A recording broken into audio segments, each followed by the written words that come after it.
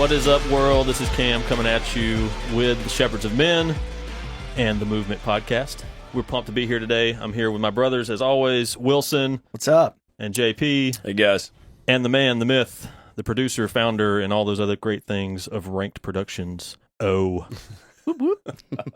He's silent over there. This keeps getting better. Are we going to call him Papa Smurf now? You can't hear through his beard. Smurf. You can't hear through his We beard. can't call you Papa Smurf? We should do it. No, Odin, I think, was one of them. Odin. Oh, yeah. I like Odin. Odin. Okay. All Odin's a right. good I one. always called him Odin's son Yeah. Yeah. because of his last name. Not like Danielson.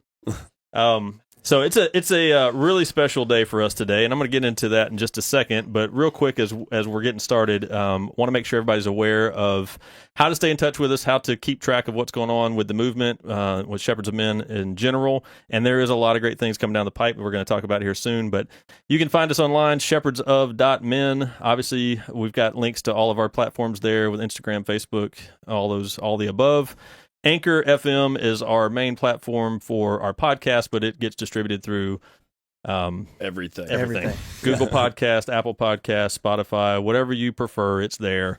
And we are grateful for O making that happen. So gear, events, lots of other things. We have had literally last week, I guess, we met with some folks about some potential book action. We might be meeting with some other folks about that. So we're going to talk about that all too. So tonight, we are also joined in the studio by an incredibly special guest that a lot of you have heard of, and the world is starting to hear more and more of. In my opinion, the next big thing in the world of personal coaching. We've had a chance to sit in recently at a boot camp with Coach Michael Burt, and through that connection, we have now been able to con him into coming into our studio and actually gaining some of his time to benefit us and you guys. So welcome, Coach Burt. Appreciate you being here. Absolutely. Thank you for the compliment, man. It's a long grind that a lot of people don't see. And, the coaching business is not an easy business. It's a tough business, right? You're dealing with people and their life and their emotions and their breakdowns and breakthroughs. And so for 28 years, man, this is all I've been doing is coaching people since I was a kid. So a lot of people see where I am today, and I'm nowhere where I would like to be, right? I mean, I look at the greats, the Coveys, the Maxwells, the Tony Robbins, and that's ultimately my dream, is to be that big, is to impact that many people. So, but it ain't easy getting up every day and trying to get there, right? Sure. So I appreciate you giving me the props, man. Absolutely. Well, if it's easy, everybody would do it, right? That's right. Right. And then you wouldn't have the 1%, or as I heard you say today, the 0.001%. I was on a roll this morning. You man. were. Yeah. Something happened yesterday that activated my prey drive. I can't talk I about could it. see it when you got out of the truck on the video. But I was on fire today, and this started the boot camp off on fire. I'm like, man, I don't know if they're ready for this. But it was a great first session. There were a couple of exclamation points coming over from O. He was there. 100%, Yeah, man. he was 100%. fired And you need up. that, to be honest with you. You need that. A guy like me is constantly looking for something to give me an edge. And sometimes it's upset, it's anger, it's frustration, it's impediment, it's something keeping me from trying to get to where I'm going. And those are your friends. It doesn't seem like it at the time. Yesterday we had some people get their temperature got a little high on some things, and my temperature got a little high on some things, and I didn't sleep much last night, and I got kind of worked up, but I used it as fuel today. And to benefit, right? And that's good. That's a good thing. It's not a bad thing. I agree with that 100%. And you know a little about what we've been doing here for the last year and a half. We've been growing this movement. And really the foundation of it is we are a secular movement, but the three of us at the table are men of faith.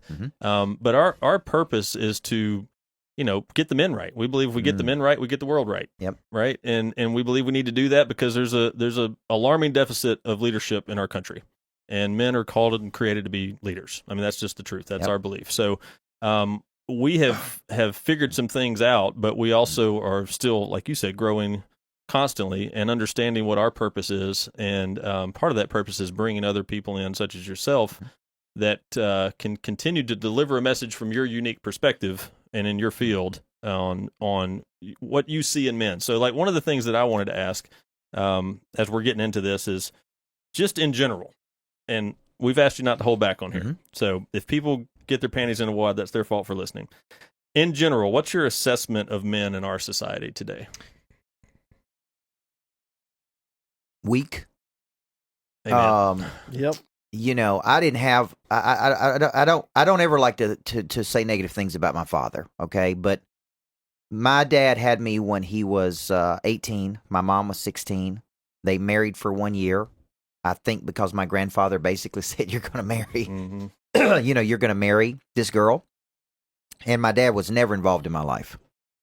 He didn't come to one game, one baseball. And I was a big sports guy. Like I played sports, basketball, baseball. My mom watched every game I ever played. She, you know, even when I coached as a grown man, she didn't miss a game at Riverdale when I was coaching, right? She was a stable factor in my life. But my dad was wild, you know, and he didn't really show me what a man is supposed to be. I didn't really have that, right, growing up. And I didn't realize until I got later in life, man, how that really affected me, affected my commitment levels. I didn't want to commit for years. You know, I didn't want to get married. I couldn't, man, it just affected me in ways I never imagined. So, and I'm not mad at my dad because we have a good relationship today. He grew up, right, and he's doing the best he can. But I think what I see from men is men need to be leaders. They need to take action. They need to lead the home.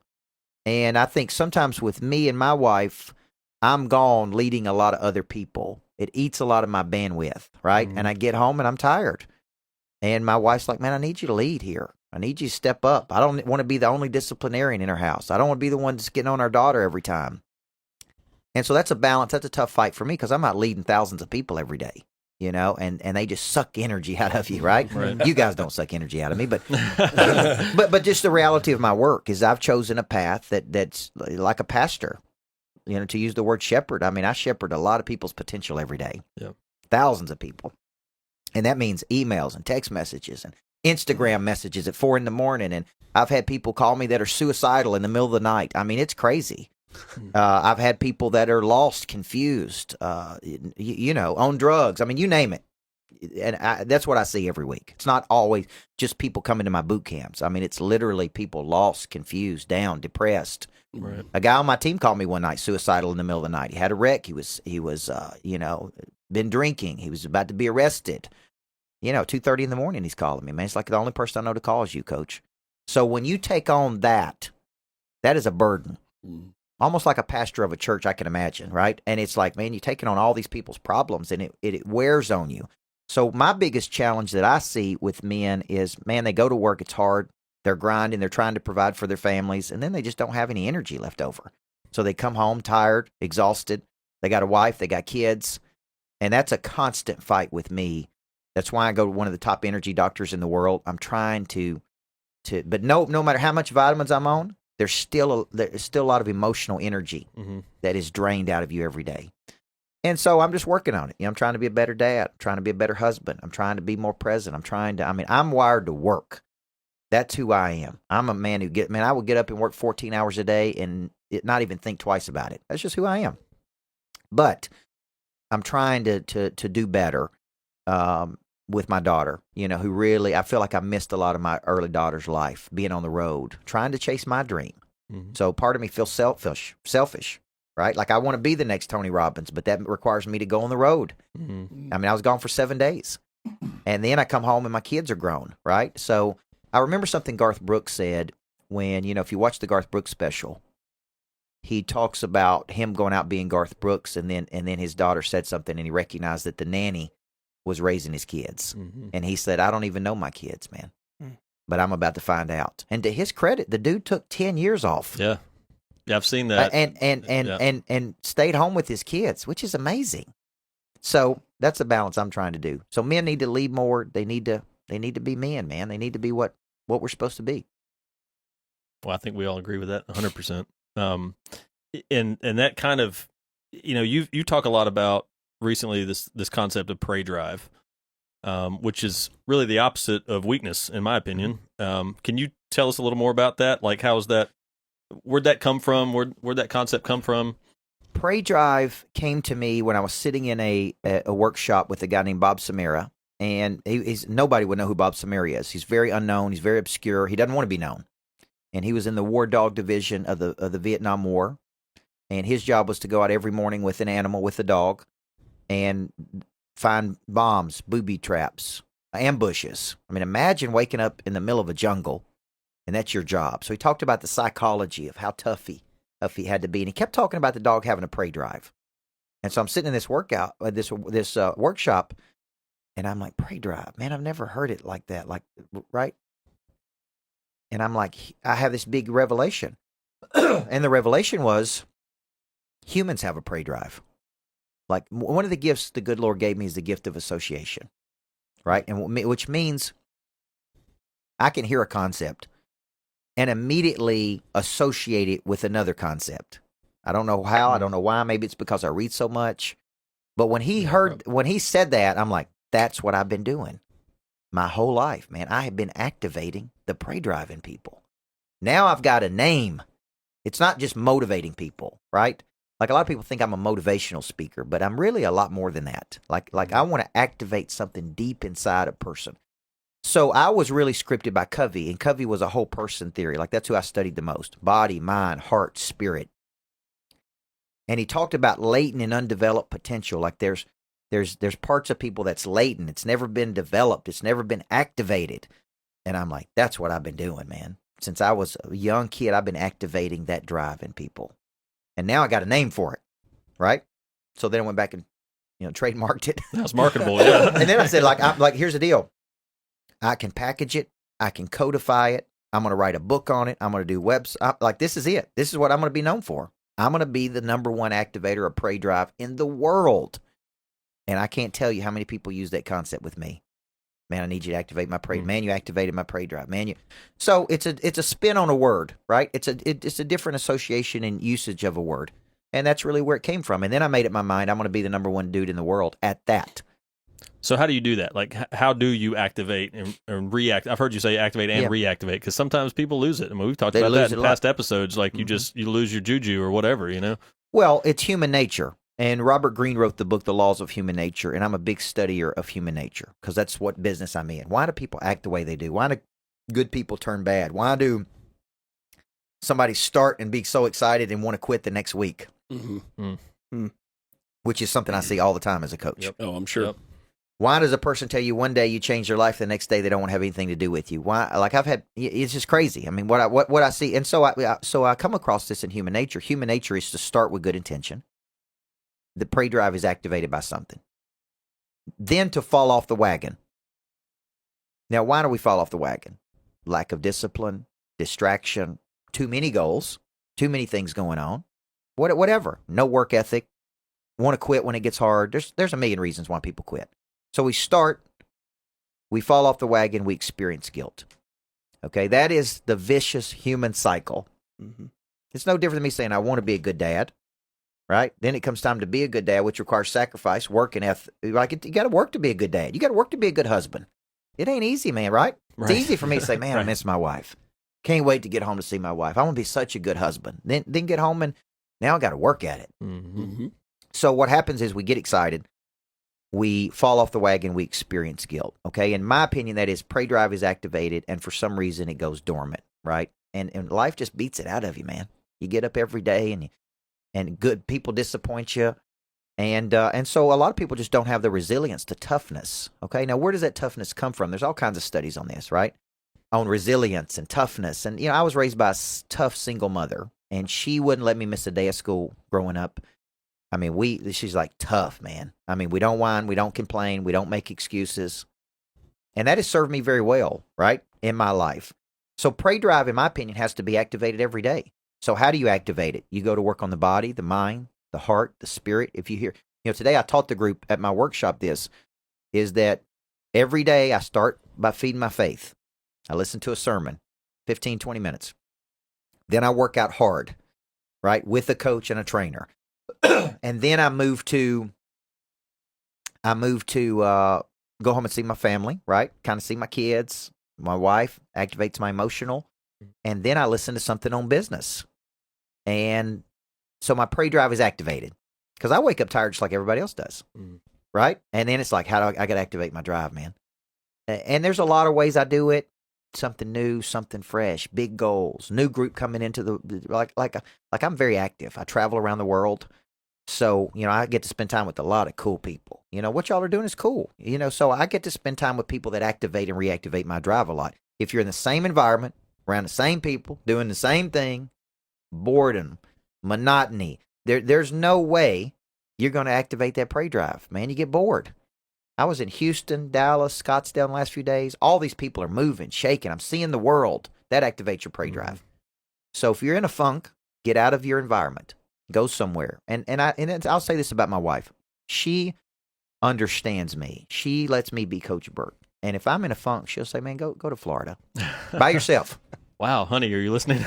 Yeah, because a lot of wives wouldn't do this. But like I'm about to write this book on prey drive. And man, I got to have it done by May 31st. That's what my contract with McGraw-Hill says. 65,000 words.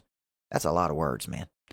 So I'm like, I got to go somewhere and lock myself up. And she's like, go to Florida, go to the mountains, go wherever you got to go. She understands that. I need that. I'm a better husband if I can just spend some time to myself sometimes. And well, a couple things that I wanted to bring up. One, it was interesting that we just recently did an episode about learning how to speak like an alpha or changing your language. And some of the words that you used were the opposite of having prey drive were bored and tired. Yep. And, it just sounds bad, Yep. So like you're literally changing your whole mentality and it changes the way you talk or vice versa. The other thing that I was thinking was, as you were talking about that, was probably you have a healthy understanding of what your wife needs too. So you can repay that favor, or whatever it is. Like it's not all just going one way. She's probably like that for a reason because you've filled her love tank. Yeah, my wife is, quality time is I do think that 5 love languages gives you a framework, right? And my wife needs quality time. She's like, we could give it all up, right? The houses, all the stuff we have. I just want your attention, right? And I'm like, would you give up the lodge? And she's like, well, maybe not.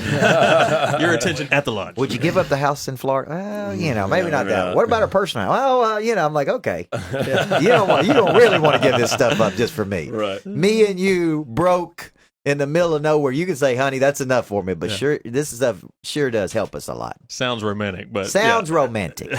But and I joke with her a lot. But I got a tough wife, man. I mean, tough. I can, if there's one thing about my wife. She's interesting. When we were dating, and I've told very few people this story. When I was in a long-term relationship with a beautiful woman, she's like Miss Tennessee. She was older than me, and she come out of a bad marriage. She was not getting remarried. There was no hope of us getting married, and I was just going through the motions for like 2 years just to have somebody. And we broke up, and so now I'm single. And there's one person that is like debutante, blonde, on paper looks like that should be my wife. On paper, right? But I kept gravitating toward my wife for some reason, which is country girl, tough, and I'm like, wow, it's crazy. Like that's the girl I'm supposed to be with. That one over there, right? And so one night we went out and I was they were both there, and I was paying attention to this girl, the one that I thought on paper I was supposed to be with, right? But I was kind of dating my wife, right? And we got home that day, and my wife said, instead of getting mad at me, she said, "What am I not doing? What am I not doing that would cause you to pay attention to her?" Wow. Because if there's something I'm not doing, I'll change it, right? And I thought she really won me over that night, because most women would have been livid, Right. like, why are you paying attention to her versus me? Like, right? My wife took like responsibility and said, "What am I not doing? What can I do to be a better girlfriend?" Right? Yeah. Because I'm in this for a long-term relationship with you, right? And that's a distraction to us. That is a direct threat to our relationship. She is. And I never forgot that, because her response, like, I don't know, that moment, like, won me over. Like, this woman is willing to fight for our relationship. Pretty right? impressive. And so that impressed me. That impressed me.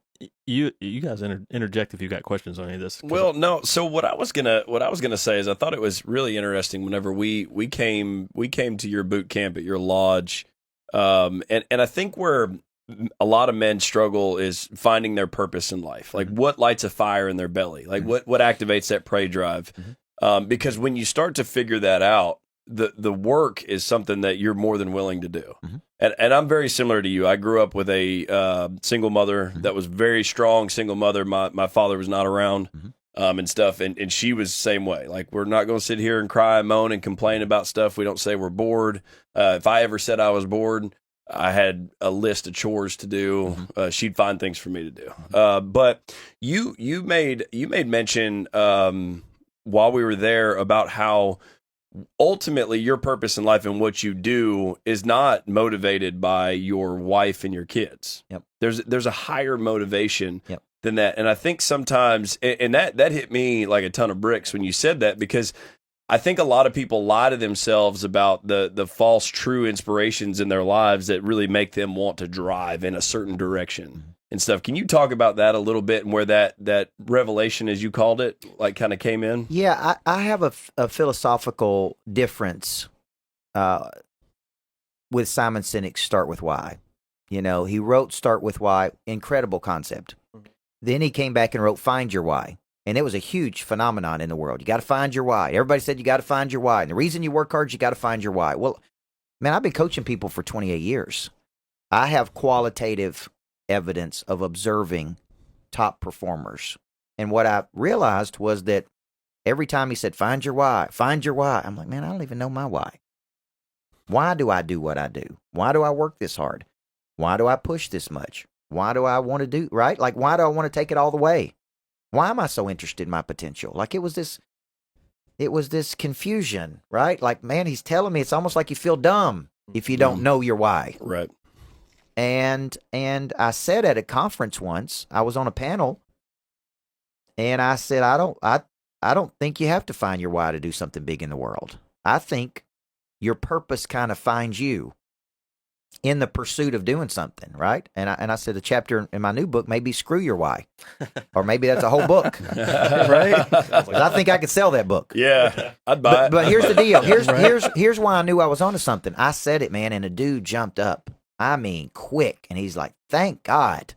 Like, man, I felt like such a loser all these years. And this is a dude who's producing, like, he's made millions of dollars. He's like, man, I felt so stupid because I didn't know my why. I hadn't found my why. And so I just disagree that you have to find your purpose to do something big. I didn't know I wanted to coach until I started coaching. Right. Why do I do what I do? I'm not doing it for my wife. And that's really what my wife said to me. She's like, I know you. You can tell people all day long, I do it for my wife and my kids. But she's like, you ain't doing it for us. So quit telling people that. Yeah. She's like, you're doing it for you. Yeah. There's something inside of you that is fed by what you do, right? By helping other people. There's an energy that comes back to you. And that's okay, right? So, but don't tell people you do it for us. Mm-hmm. She said, we benefit from you doing it. We got a nicer life, but that's not why you wake up every day. And it's true. I don't wake up every day to satisfy my kids, or right? Yeah. like there's something inside of me. So I started asking this question. I'd go to my top performers in my coaching program, the ones that were really producing, right? Millions of dollars of personal income. Why do you do what you do? What's your why? You know what they say? I don't know. I just do it. Yeah. And my buddy said to me one day, he said, man, you got something that you can't put in you and you can't take it out of you. You can't, right? It's the good Lord made you this way. So that's my kind of thought process on finding your why. All the people that listen to your show need to know it's okay if you haven't found your why. Yep. Pursue something. Right. Pursue a curiosity. I was curious about speaking, right? Somebody said you'd be a good speaker, right? I was curious about writing books. I was curious about going out on the circuit. I was curious about, and when I pursued my curiosity, then it's like, oh, I like this. Yeah. And I'm getting good feedback. Right. The market's telling me. So maybe this is what I'm supposed to be doing, right? Maybe this is the revelation I've had.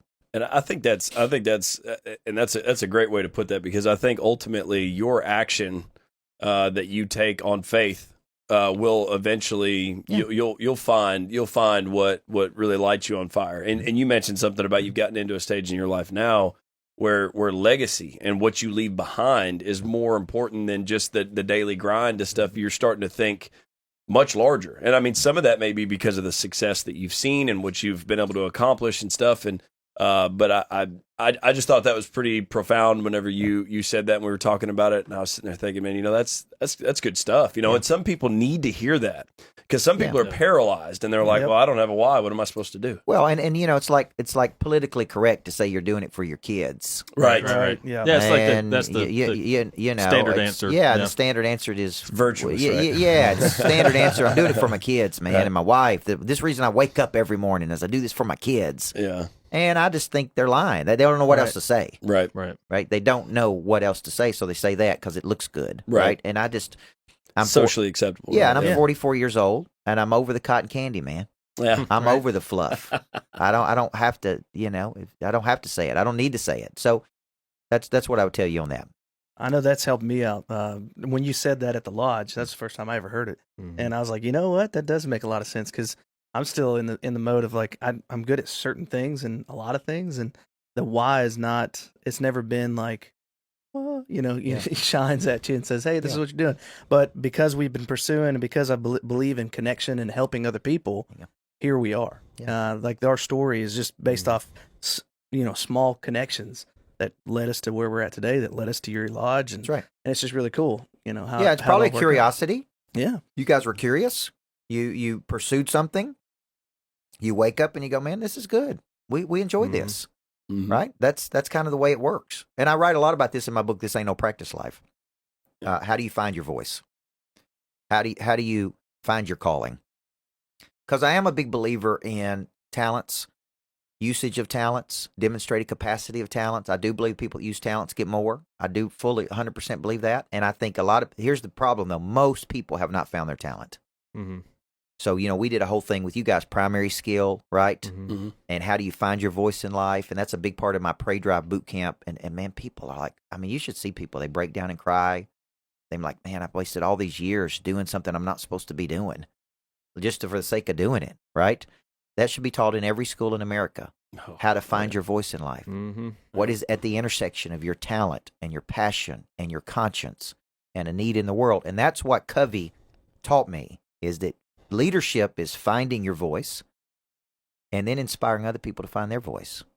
That's what it is. And there's so many people that, we've all been there where it's, we've either been in that rut of just doing something to be doing it or providing for our family or whatever we're doing. Or I've even been in a position where I thought I was doing what was my calling and my purpose. And I come to find out that a portion of it was, and I'm grateful for that because I was able to discover that. But the being fully engaged in that was not my purpose, and the way I've always recognized it is exactly what you talk about. Is like when you feel the energy come from it, like it almost feeds your soul, right? When you're kind of in we talked about this in a past episode, when you're in your sweet spot, it just feeds your soul, and to me that's like that confirmation of keep going that direction, like that warmer, colder game, you play when you're a kid, so. That was a big one for me too, about the whole thing with your wife not being your thing, because I used to say that all the time. Well, when you're doing what you were called to do, or what your talent area is, it's very obvious to people. It's the entertainer that you're watching on stage, and you're going, "This is exactly what they were meant to do." Right? I've had people come up to me after I speak and say, "This is what you're supposed to be doing." We can feel it. It's the music behind the words, not just the... It's so the sad part is that a lot of people live their whole life and never find that. Yep. And more people don't find it than do find it. So the big problem I see is you don't really know what your skill is, your talent, and you certainly don't know how to monetize that talent. Mm-hmm. Okay? You guys could do this over and over and over, but never monetize it, right? And monetization is just an exchange. It's just, man, we're using our talent to solve a problem in the world. And there's an exchange there. There's a money exchange, right? And so a lot of people come to me, they want to speak, coach, train, lead, write books, but they don't know how to make money doing it.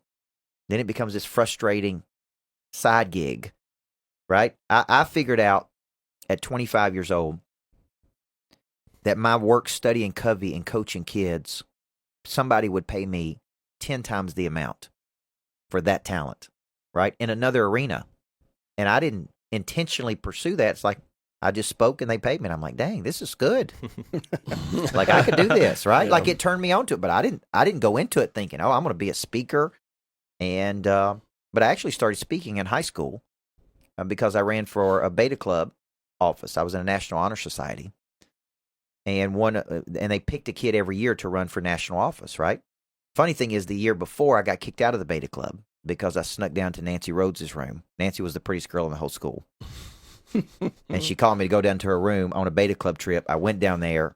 The sponsors found out. I got kicked out of the Beta Club. Sound more like an Alpha Club to me. Well, I mean, if you saw Nancy, like you don't, I was like, are you calling me? Like, you're Nancy Rhodes. You're like, yeah. She's like, come on down to the room. They're having pray drive turned on. Yeah, exactly right. And all my buddies, we were sitting right. in the room, and all my buddies were like, I'm like, my guys, I can't go. Like, I'll get kicked out. Like like somebody's going to find out, because they were having a little party down there or something.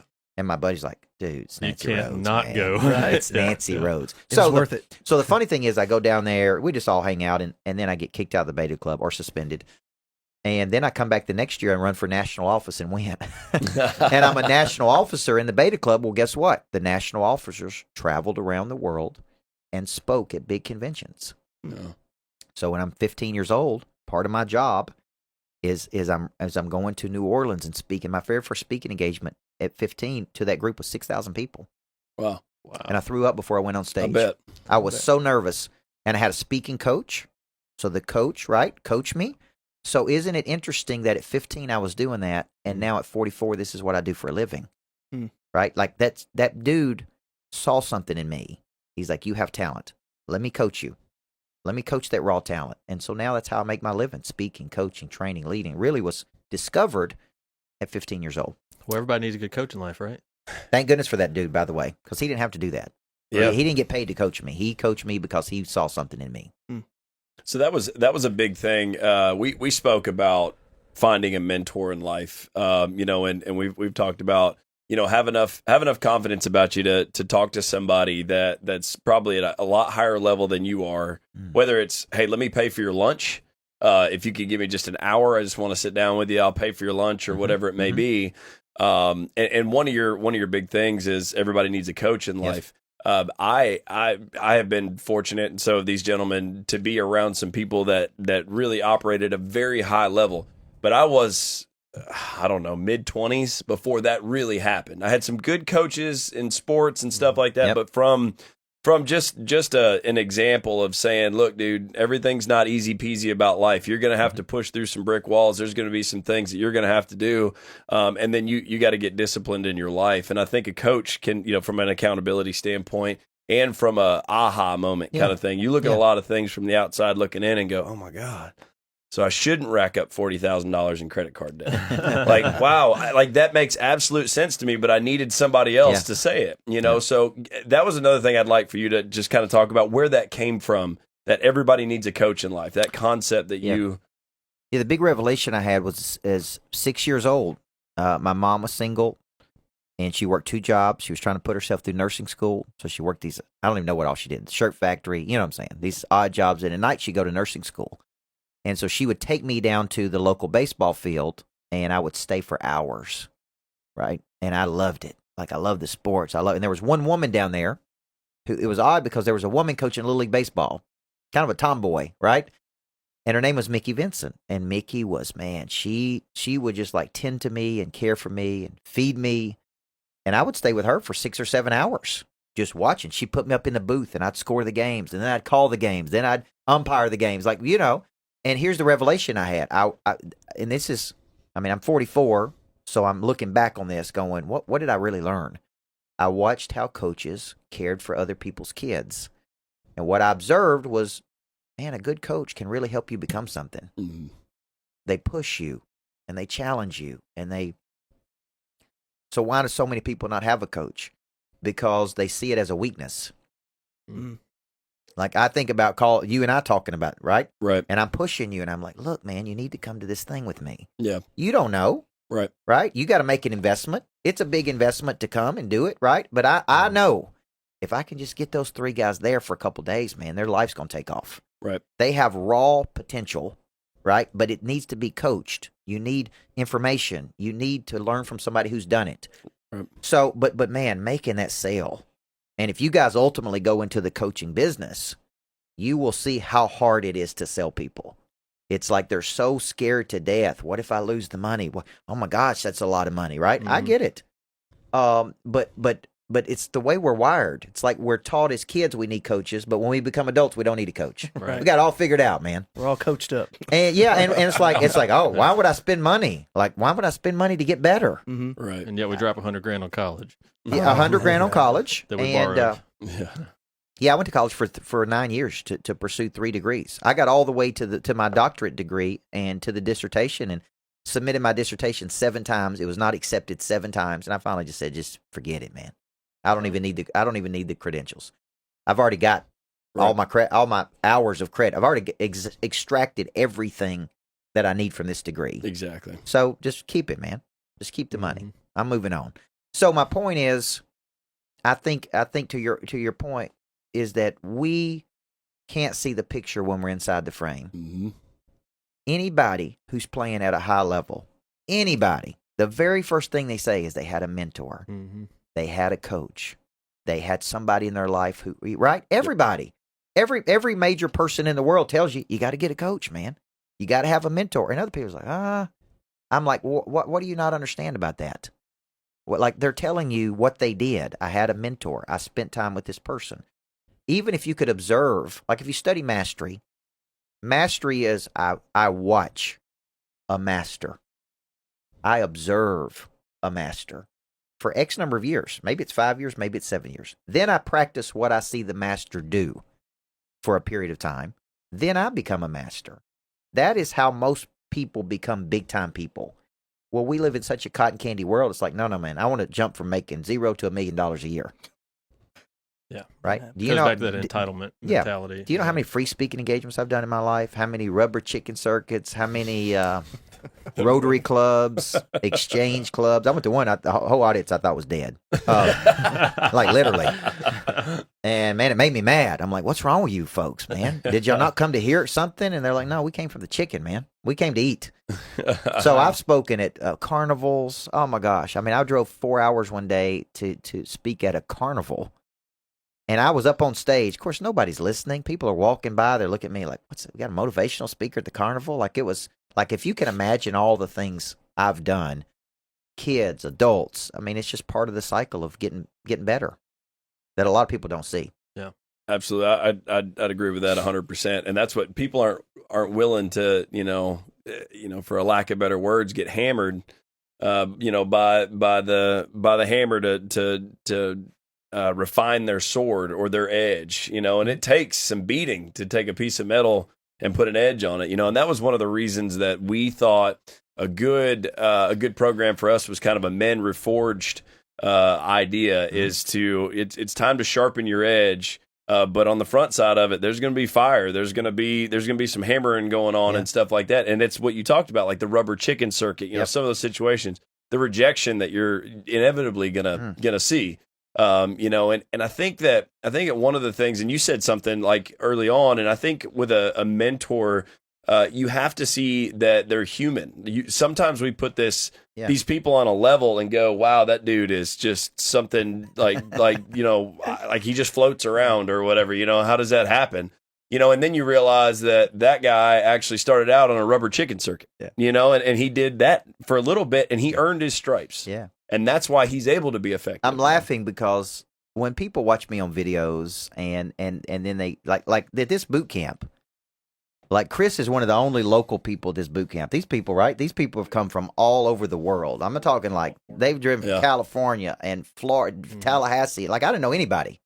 Like I came down. At lunch, I told my team, like I know like one dude here. Yeah, when we were there, it was like Oklahoma, Arizona, Washington. Yeah, which is so incredibly cool for me. Yeah, absolutely. Okay, but here's the deal: when people meet me after watching my videos, they think 24 hours a day, like I'm all jacked up. They're like, I got my brain drive activated, coach. And I'm like, well, I'm not always like that. You know what I'm saying? Like I'm a normal person. Okay. But when I speak, people think my energy is always up here. Yeah. Right. And look, I'm a regular dude, man. I hype up. I get up for energy. But to your point, they think I'm like that all the time. And when they meet me, there's like, oh, this is the dude in the videos, and he's always excited, and he's always in your face, and he's always like this. Well, we put people up on a pedestal. Like I have friends that are famous, right? Or somewhat famous. And they're just regular people, man. They got regular problems. They got marriage problems. They got kids problems, right? And when you know them, You know, I remember when I go places and do something big, then I come home and it's like, hey, sweetheart, I did this. You know what I'm saying? She's like, hey, go up and get the kids in the bed. You know what I'm saying? Right. And it's like I remember David Farrar was the head coach at MTSU, and he beat Vanderbilt, and it was a huge win for MTSU. And he was speaking to this thing, talking about, man, we beat Vanderbilt, and we're so excited, man. I was on high, and I got home and I said, sweetheart, we beat Vanderbilt. And his wife said, did you get the rat poisoning? Because we got some mice we need to hear. Like on the way home, did you stop and get the right? So we're just people. But to your point, Josh, getting around big time people, their presence, their energy, they give off what Wallace D. Wattles called the impression of increase. Okay, if you go back and study the book, The Science of Getting Rich, he wrote it in like 1916. There's a chapter in that book that's incredible. And what he says is big-time people are people of advancement. They're moving, right? Their mere presence raises your level of play. And he called it an impression of increase. You have this feeling, when I'm around you, man, I'm going to do something big. Mm-hmm. Like when I'm with you, I feel better about me. And that's kind of person of interest. If you really look at person of interest is you're such a person of influence that I want to play up. I want to play at a higher frequency, man. You bring out the greatness in me. Mm-hmm. And I had a young lady that played on my team who was such a good person when I was a high school coach. And when people were around her, they were on their best behavior. Yeah. Because she brought out the best in them. Yep. And it was interesting. Her integrity, right? Even kids that struggled with language, because I had kids come from everywhere. One parent, no parent, two parents, rich, poor. And even tough kids that came from tough backgrounds, when they were around that girl, man, they always had etiquette. They always were, you know what I mean? It's like she just was a beacon of light to people. And I was always so impressed by that. We were talking about that the other day with Tom Brady, Oh, yeah. just what he raises everybody's level. It's crazy. It's wild. I mean, Love he's him in or the hate Super him, Bowl. yeah. Love him or hate him. You can't argue with the results. Yeah. Right. We love to hate on people that are successful. That's right. Mhm. Well, You know? because they're willing to do things we haven't been willing to do yet, I guess. So it They really kind of makes us expose feel you. better. So They yeah. expose you. Yeah. So I think a big part of that, what you were just talking about, was confidence. Because when two people are together, the more confident the two will always influence the other. Is kind of the way that it works. And I think that a lot of people struggle with that confidence, especially men. I see nowadays when I talk to them. We've talked about posture in previous episodes and stuff like that. Like, stop walking around with your head down, man. Like, hold your head up. Even if you don't necessarily feel like you have anything to be super proud of, at least learn how to stand and stuff like that. You spoke about confidence was something that you had to overcome in the past. And, feel free to speak on this however you feel you need to. But you said you went through some episodes where you were not necessarily the happiest person in the world. Your confidence took a hit, and stuff like that. How did you develop that confidence? What were you doing that really started to go, you know what? I'm Coach freaking Burt. Yeah. When I was in college, I came from a small school, and I was somebody, right? Like I had a lot of confidence, probably too much confidence, right? But in my little town, I was doing things, man. I was an athlete. I was doing this. I was moving, and then I went to college, and I was one of 23,000 people. And man, my confidence, I was so shy. I wore a hat. I sat in the back row. I didn't talk to anybody. I didn't talk to girls. I was like. But I found confidence through coaching. When I was coaching, man, I was somebody, right? Because I was good at coaching. And so people treated me with respect, man. Like, that dude's good. He's good. Like, he's Coach Burt, right? It like gave me confidence. And then at 25 years old, I went through a terrible breakup. It, turned out to be the best thing that ever happened to me. But I lost all my confidence. I was this confident dude. And then I gave my confidence to one girl. Right. And then it's like she just crushed it because I let her. Right. Because you can't take away something that I don't give you. Like, I gave her my confidence. Right. And so I went through depression, clinically depressed for 6 months, threw up every day. I mean, it was awful. But at the same time, it was one of the best things that ever happened to me because I studied confidence, right, during that period. And I'm like, how do I build an unshakable confidence? Right? How do you, and ultimately I study a lot of peace. I'm a faith-based person. Ultimately, confidence comes from faith, right? Mm-hmm. Your belief in God and knowing that, hey, that's where peace really is.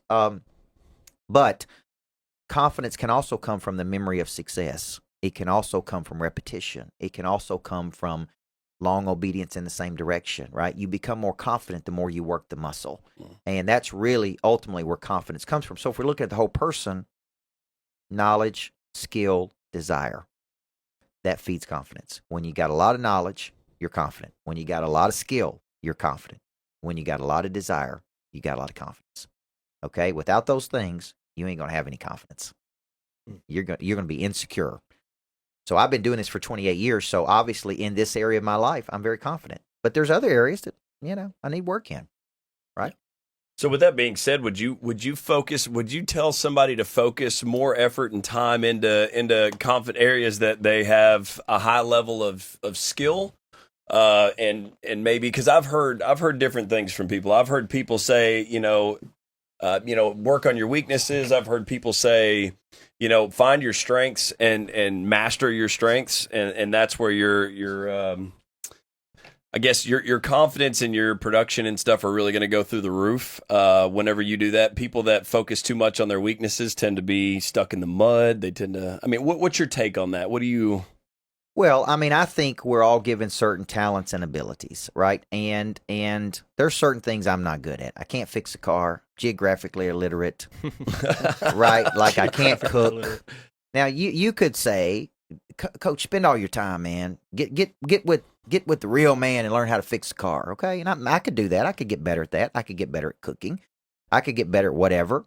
But the reality is, I don't look at it that way. I look at it as, man, this is my gifting. Let me spend time doing this, and that will multiply. So I, it's like taking a basketball player and say she's not good with their left hand, but if she just practices for 7 hours a day, she'll be good with their left hand, right? Why not just put her in her strength zone? Mm-hmm. Right. As adults, why not get in environments we can thrive in? Yeah.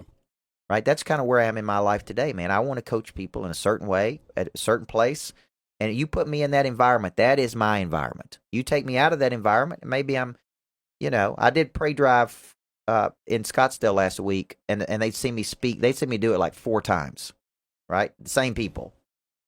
And but at least 10 different people came up to me and said, man, that's the best I've ever seen it right there. Like you hit.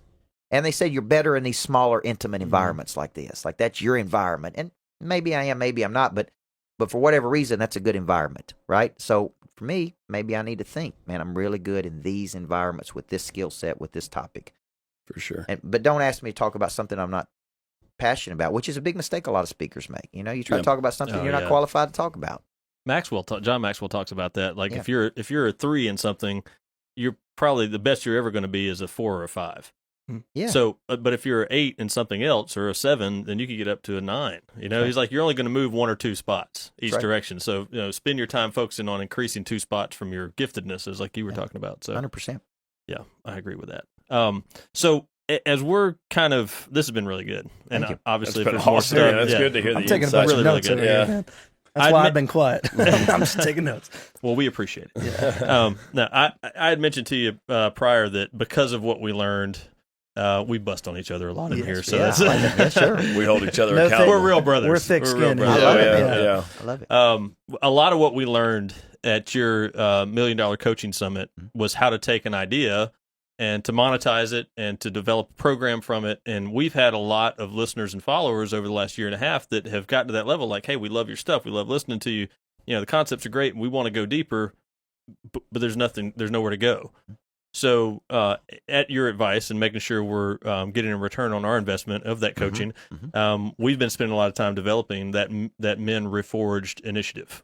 Okay. And we're going to do some different things. And part of that is going to be something you had recommended, what you call like an evergreen system of having really 6 characteristics. We kind of dwindled it down to what we believe are the 6 major characteristics of a man to allow him or to develop him into somebody that is a productive person in society, that is really living in their sweet spot. So I'm going to just kind of go through these. And if you could you talked about one just now, we just talked about confidence. That's one of the 6. So we've kind of hit on that one, but if you could give us how important you think these things are, if there's any input on these things, whatever it may be. Number 1 is association. You kind of hit on that a little bit earlier too. Can you give us some more on how vital that is, who you associate with? Well, like gravitate toward like. Association breeds assimilation. You know, exposure is an activator of prey drive. Who you're associated with, what you're learning, what you're observing is so critical to your growth. So to me, understanding the power of association, you know, and really, really placing yourself in a position to associate with people who are doing big things in the world, right? So, and that needs to be intentional, okay? You know, many years ago, I hung out with a gentleman, nice guy, and we would go to events together. And what I didn't realize is he had a really bad reputation. Okay, and I thought this was good, man. We're going to certain events people are seeing, but people looked at me a certain way, and I couldn't understand why. And then after a while, they said, "Man, you do know that he's got a kind of a bad reputation, don't you? Right? And for this, and this." And I didn't understand how I thought that I was actually doing something good, but it was actually hurting my reputation hanging out with this dude, right? Yep. And you know, the power of association is now I'm associating. I mean, I was just in Scottsdale sitting talking with Sharon Lecter, that wrote Rich Dad Poor Dad. You know, she sold 32 million copies, and her husband are counseling me and coaching me on how to license a concept. And then, you know, I'm just around people that are operating at a high frequency today, and that is very critical because they're expanding, they're opening up new pathways for me to go. And so I think you got to place yourself in a position, man. Men's groups, going to things, being around. You know, and I was thinking about this concept with you guys. Everybody would tell you they want to be a better man. I want to be a better husband. I want to be a better dad. But then getting them to commit, right? Like I'm looking for something right now for me and my daughter to go to, like a weekend, but a facilitated weekend. You follow what I'm saying? Mm-hmm. That's with professionals like that do this. And I've got a guy in my network that does this for high performance people like me who work hard. And he creates these unique experiences for daddies and daughters and families. And, you know, so I'm looking for something like that, right? Like I want to go away and just me and her, and it's facilitated, and we work through exercises versus just hang out with each other. That's a whole market right there, by the way, right? So how do you grow and be a big star in the world without leaving your family behind? So for you, everybody's going to say, yep, I want to be a better man. I want to be a better husband. Now, will they spend money to come get in a room with people? You guys are going to find out, right? Right. Yep. Yeah, And we there are. will be a percentage of people that do. Okay. But the power of association is you got to sell. This is life changing, man. I tell people you get to that lodge with me, it's going to change your life. I believe that. Yep. That's association. Yeah. Well, I've always heard 95% of your successes who you hang out with. And I agree with that. I think I can figure out the other 5 after that. Integrity is another characteristic, and we've kind of been hitting on that throughout this too. But integrity for you, I look at integrity different than most people. To me, integrity is like integrated. And how do I live a whole life? Body, mind, heart, and spirit, right? There's integrity of the whole. And here's what I mean by that. I've been out of balance in certain areas of my life at different times in my life. I didn't have that whole. The word integrity means whole. Mm-hmm. You follow what I'm saying? So for 8 or 9 years, I was totally disconnected from my faith. From 20 to 30, I was wild. You know, I coached at Riverdale. I was in bars, chasing women, drinking way too much. I mean, I was wild, man. I was good, right? Like I was a good coach, but I worked hard and I played hard, right? But my faith was all out of whack, right? And so I wasn't whole. Then I've been out of balance on my body, you know, where my physical self wasn't at a high level, right? And I wasn't whole. And then I've been out of balance in my relationships. So to me, integrity also means I am working on all 4 parts of my nature: my body, my mind, my heart, and my spirit. There is unity there. That is a different way of looking at integrity. But integrity is doing what you said you're going to do, man. And I live in a business world today where millions of dollars is exchanged. And, man, it's scary. The kind of things I see people do in business today, the deals I've been in part of, the evil. I mean, when money gets involved, man, people just act crazy. Yep. And, you know, I've been through some very bad breakups with business partners. I've been through mediations. I've been through lawsuits. I've seen the real ugly side of business. You follow me? yeah, Yep. And when I first started getting bigger and really started generating revenue, you know, I never thought a person would take advantage of me. Like, I'm a trusting person. I see the good in people. Man, I never thought like people would try to take advantage of me, right? And sure enough, a few years ago, man, I went through some serious like people who really try to take advantage of me, right? Manipulation. And looking back on it, there were all these signs, and that's why I was most upset, because there was all these signs that these people were maneuvering, right? They were maneuvering to be manipulative, but I'm so trusting, I didn't see it. And then you go through it, and you're like, there's really no integrity there, right? So I think it's important as you grow and do big things in the world to understand that. That is one of the things that I think about a lot, and Wilson probably doesn't. Not at all. What? Oh, I'm like you. I'm very trusting. Yeah. The dog catcher comes and his tail's wagging. Honestly, man, I think Where's the ball? I think everybody has good intentions in general, or they have some good in them. And that's what I look for. 100%. And if I see it, I find it, I'm there. But I do have some discernment on being burnt or being gone through some of those things. Yeah. And now I'm a little bit like, okay, I see where this could go. Well, So- what I would tell everybody out there is you need an exit. Mhm. And no matter what business deals you do, they all start off good. Everybody's got a good intention, right? Money gets involved, people act crazy. And what I found, because I did a whole month on conflict, right? And I was working through all this conflict in my life with these other people. And it was so powerful. Most conflict comes back to material things at the end of the day. Comes back to money, possessions. There's a threat to your status, right? You're afraid of losing something. Like, I worked this hard, I'm going to lose all this money. And it's kind of part of just doing something big in the world. One day I was watching this show with the Vanilla Ice. Oh yeah, Yes. This interview with Vanilla Ice. I mean, he was sharp. Yeah. Very sharp. Yeah. And when Ice Ice Baby became big, he sold like 100 million albums. It's ridiculous. Right. And then somebody came out of the woodwork and said, "Oh, he stole the riff, man. He stole the riff from me." Mm-hmm. And they sued him, and he had to pay like $63 million to it. It's ridiculous.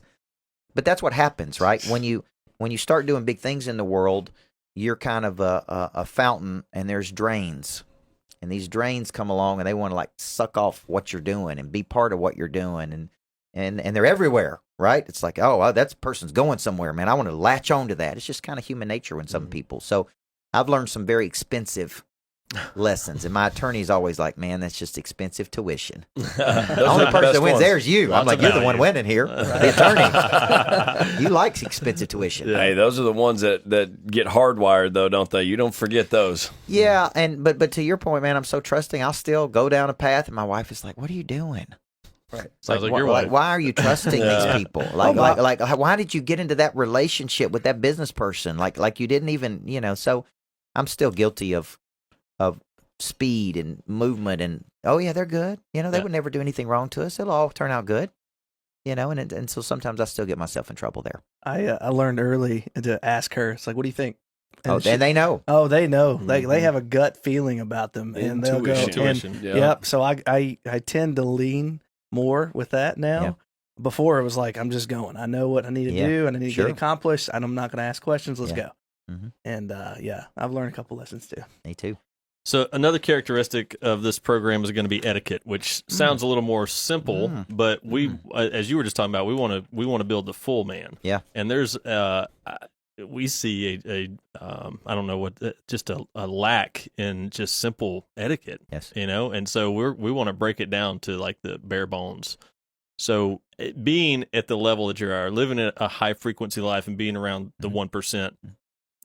What value do you see in that for somebody that's listening to this right now going, well, how important is it really to have good etiquette? They say if you make a bad first impression, it takes 21 positive interactions to overcome the first negative one. Wow. Here's the deal. You ain't going to get 21 chances. Right. Etiquette is, to me, what's appropriate and what's inappropriate. You know what I'm saying? Like if you study the 48 laws of power, you say this kind of weird, going in a weird direction here. The first law of power that Robert Greene talks about is never outshine the master. Etiquette is if you guys have an event, and it's a Shepherds of Men event, and you invite me to speak at it. Etiquette is I don't outshine you.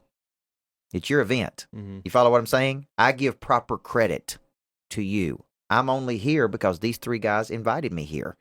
I see people that break that law a lot. Now, let me tell you what happens. If I come to your event and I outshine you, you don't feel good about me. You guys walk away, and you may not ever tell me, but you say, man, we ain't never having that dude back again. Mm-hmm. And I've broken this law before. Before I saw that, I've gone to speak at an event, and it's somebody else's event, and I get up there and I put on a show or whatever, and then my team comes up and selling books, and you know what I mean? And I looked over one day, I spoke at an event for a mortgage originator, and I come in, and I was all energy, and then my team's trying to sell people things, and I look over at the woman who invited us, and she was like, I don't like this. So I don't break that rule, right? I always say when I get up there, thank you so much for the person who had me here. I appreciate you. And I always make them look good. But I can't tell you how many people in my business that breaks that rule. Like I just spoke at a conference this past weekend, and people didn't get it. It's like, it's all about me. It's all about me. Well, that dude's the guy who got everybody here. Right. It's his event. And if he don't feel good about you, you're never coming back. Mm-hmm. So there's simple etiquette things that I think people don't understand. I was raised, my mom, we had to look like somebody when we left the house. Mm-hmm. Mom always said, what if you got in a car wreck, you didn't have any shoes on? You know what I'm saying?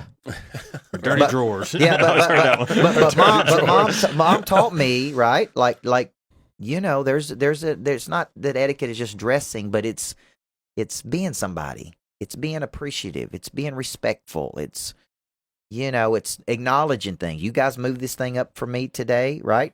So I could spend some time with my daughter tonight. I want to acknowledge that. The right thing to do is say, thank you for doing that, man. I know it may have been inconvenience to you. So I see a lot of people that don't recognize that, right? And it's just be a good human, man. That's it. Just be a good human. Well, you actually came on the show, so well, thank you, and that's true. But I think we're at least even, if not, still owe you something. And we talked about confidence. So the last two, one is work ethic. Yeah. You had kind of hit on briefly earlier. Huge thing in my opinion. I grew up in South Mississippi in the country, and from day one, I mean, it's just been like work ethic has been just sometimes beat into me, and sometimes just exampled into me. And I'm grateful for it. I wasn't always grateful for it then, but now I realize how much of a separator that is, especially in our current climate in this country. So we become lazy and complacent. And in America, if you ask me as a coach, what's the number one thing we fight in America? It's a fight against complacency. Mm-hmm. We don't want to work hard. We want to get rich quick. We want the diet pill, but we don't want the diet. We want wealth without work. We want pleasure without conscience. We want all of these things, but we don't want to pay the price. So work ethic is got to be instilled early in life. I think a lot of people that played for me at Riverdale learned the value of hard work. I think people that work with me now on my team know the value of hard work, of coming in and grinding it out. And that's the only way I know how to do it. Okay. All of us work hard, and they were like, how do we make money easier? Like, this is going to kill me. Like, this is crazy, right? But at the end of the day, name one thing in your life that you've ever really accomplished that was big that you didn't have to work at. Yeah. I mean, I have friends that tell me they're lazy. Like my buddy Brad Lee tells me he's lazy. And I'm like, dude, man, you're up at 4-something in the morning. You're at the office on Saturday. You can tell me you're late. You may not work like I work, right? Like with a disciplined cadence like I do, but you ain't lazy. Lazy is laying around in bed doing nothing, right? Lazy is I'm broke, but I don't want to do it, right? I love people that are broke, but it's like, no, I'm overqualified for that job. Right. I'm like, well, you're broke, man. Yeah. I mean, you ain't overqualified. You're not overqualified for anything. Right. But that's the world we live in. It's cotton candy, man. It's path of least resistance, and I think instilling that in me, and we get up, we show up, we grow up, we deliver, we don't whine, we don't complain, we don't make excuses. Like, we want to instill a work ethic in our kids. Like, that will last. That participation trophy kind of environment that we've created has done more damage than good, and everything with stuff like that always has a seed of somebody was trying to do the right thing in their mind. They're like, these kids that didn't get stuff, we need to make sure that they feel special. But it's like you said, I mean, name one great thing that you've done that you're proud of that you didn't work hard for. Yeah. Because you start to create that feeling of depression and stuff when you start to get things for free that are not, that you didn't work for. it starts to damage your psyche. And I think that's been a turn in our society today. Mm-hmm. Yeah, it's progress. And number one, I think if you take away man's ability to work, he becomes destructive. Look at all the things that have happened during this COVID period. Mm-hmm. More suicides, more alcoholism, more domestic violence, more, right? When you take away a person's ability to pursue their potential, right, that they get in trouble, man. Idle hands. Right? Yes. Yeah. So to me, you leave me alone with nothing to do, I can get myself in trouble. Oh yeah. Right? Yeah, Trust me. I'm gonna be busy doing something. Yeah. So I just, it's better just get me involved in something. Yep. Right? I remember years ago, we went out to Nashville, and I had this big bus that I traveled on, and people had too much to drink, and so at the end of the night, I just told the bus driver, let's just take everybody home, and we went to like 4 different cities, and we got home at because we went to Hendersonville, and then we went over here, and I thought we were doing the right thing. And when I got home at like 7 o'clock in the morning, right? And my wife was livid. And she's like, no more honky tonking for you. Right? Because for some reason, my phone didn't work that night. You know what I'm saying? Right. Right? It's like, oh, you don't answer the phone. It's 3 o'clock in the morning, right? You get home at 7. She's like, you ain't going back to the honky tonk without me. Right? And she's right. I don't need to be in a honky tonk without her. Right. Yeah. Right? Left to my own devices, man, we're all getting in trouble. Sure. So that's I don't know how I got work ethic from that, but hey, it's a good story. So yeah, it is. You didn't have something to do that night, so you went out and partied. Yeah. Yeah, that's exactly right. Which kind of leads into the number 6 in this Men Reforged initiative is vision. Having a clear vision for your life. That's really something that we want to help men figure out how to do. Which I guess part of that could be pray drive and whatnot. It is. Well, vision taps into the spirit, and nobody can see your future except you. It lives in your own imagination, right? That's vision. It is applied imagination. How big the vision is determined many times based on the power of association. If you got little bitty friends doing little bitty things, you got a little bitty vision. Okay? You hang around big time people doing big time things, your vision is expanded. So vision is a very important part. The Bible talks about, I think young men have dreams, old men have visions, or vice versa. But there's a vision. I had a vision of greatness factories. That's a vision I have. Greatness factories around the country. These ain't easy. I mean, they're expensive for me to do. I don't have to do it. Like I could actually probably make more money not doing it. But I felt like God placed that vision in me. You're supposed to do this. So I also have a vision that I'm supposed to do things for kids, and I think it's probably going to be like a summer camp, like the camps I went to as kids. You know what I'm saying? Leadership, toughness, grit. Like I see me probably doing something at my lodge for kids. That's a 2 or 3 day deal just on success school, right? A lot of these things you're talking about, etiquette, right? Boom, boom, boom. Like these are things I think kids need. So just think about that. Special guest. Yeah, number 2. I got one of those. I understand. Speaking of kids at the lodge. Yeah, exactly. Right. Hey, are you here to sign up? Are you here to sign up for camp? I think I just did. I love it. I love it. So how do you keep that vision clear? So some of the investments that we spoke with you about that Cam and myself are doing that are large investments and stuff are. Some of those things that'll give you butterflies. There's a lot of ins and outs. There's a lot of question marks that come with it and stuff like that. How do you crystallize that vision of the bigger picture and make sure that there's, you're always, if you're driving through Baltimore, you've got a map of Baltimore and you're not a map of Chicago. Yeah, I think if it keeps coming back around to you, I draw my visions up a lot. Okay. I mental map it over and over and over. This is how I'm going to do it. This is like I draw it. If you looked at my iPad, it's like just pages or notepads of me drawing it up. This is what I'm going to do, right? And it just keeps coming back, man. Yep. Like now I've got clarity. And then I have big breakthroughs, big revelations. It's like, this is it. Like now I'm taking it deeper. Right. That's kind of how I think you do it. Yeah, constantly. That's one of the things I talked to your wife while we were at the lodge because my wife calls me obsessive. Yep. She said, when you get locked onto something, like it's just there's nothing else going on. Sure. You're just constantly Sure. and that's all you talk about. That's all you do and stuff. And I don't know if that's just been ingrained in me from an early age or where it's come from. But that's one of those things that we have. Like she's like, sometimes I don't want to talk about that. Yeah, sure.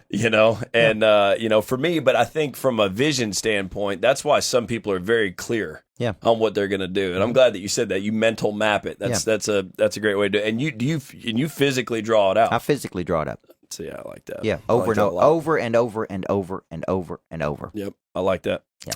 A little less important point, but important nonetheless. I want to go back to something you mentioned about writing all these things down on your iPad or notepad or whatever. I just want to make sure Wilson heard that, because we were talking about his wide rule spiral bound notebook that he has here. We just want to make sure that as long as you write it down, doesn't matter. I got matter. notepads like that. Like, you give me anything, I will write it on anything. Yeah. Well, I have a bunch of like flip over type, and I Yeah. don't like them because you can't write on the backside of them. Yeah. So I bought this like coming to your wasting paper. lodge. I love it. And For I wrote it all. frugality. I wrote all this stuff down. Frugality. But I do have some like those and everything. But I have my own personal notes. And I didn't want to distract. Yeah, and at the end of the day, writing it down just imprints it in the subconscious mind. I believe that 100%. You're telling your brain, Big time. this is what's happening. Mm-hmm. And don't let your brain tell you. You tell it. This is what I'm doing. I love that. I'm going to You're hit the this programmer, number. right? Yeah, you're writing the program. You're the author. You're writing the book. And too many people don't get that. They never write anything down. They don't write their goals down. They don't write their targets down. Every night I write them down. What I'm doing. I am doing this. I am doing this. I am doing this. I'm telling my brain, this is what's going to happen, man. You said something about that when we were at the lodge about author being the authority. Yeah. On something. I'd never heard that before. Yeah. That was a huge deal to me. Yeah. When you're an author, you're the authority. You are the authority. Yep. Very cool. You guys got anything else for Coach before we wrap up? That was great. That was awesome. I think it was awesome. Really, really appreciate you coming in here. Yeah, man, this was fun. This can be impactful to a lot of people that hear it. So we're really excited about it. Well, I'm proud of you guys. You took a step on faith, right? You didn't know what you're getting with me, right? We're going to this lodge with this dude. You didn't know if we're going to trust dive off the top of the lodge. Right. We'd have been down. Walk on coals. But my point is, you took a leap of faith. And you have a concept here. It's a powerful concept. I think it's a needy concept. So now it's just continue to take it deeper, man. And I could see you helping millions of men, right? That should be the goal. That is Absolutely. But everything big starts small, man. Every big star was once a little star that wanted to be big. So now you're giving people what's the next step, man. Now I have something. If you listen to the show, get involved with these guys. Yeah. It can change your life, man. Yeah. Take the step. Absolutely. Well, we appreciate it big time. Thank you for making some time, because we do know that you've been away from your family. That's such a huge deal to us. And I know you're going to have a blast with your daughter here in a little bit. But if you guys want to find Coach Burt, it's coachburt.com. Yeah. Obviously, search Coach Michael Burt. You can find me. You can find him for sure. He's got a big footprint, no doubt about it. As far as this goes, again, shepherdsof.men. You can find all our stuff. And just stay posted. We're talking about this Men Reforged program, and we're looking forward to maybe collaborating a little more with Coach on this and developing this process so you men, and honestly even some of you women that follow us, can go through this and kind of nail this stuff down. So we appreciate you guys listening. We're excited about your growth out of this. You've been part of the movement.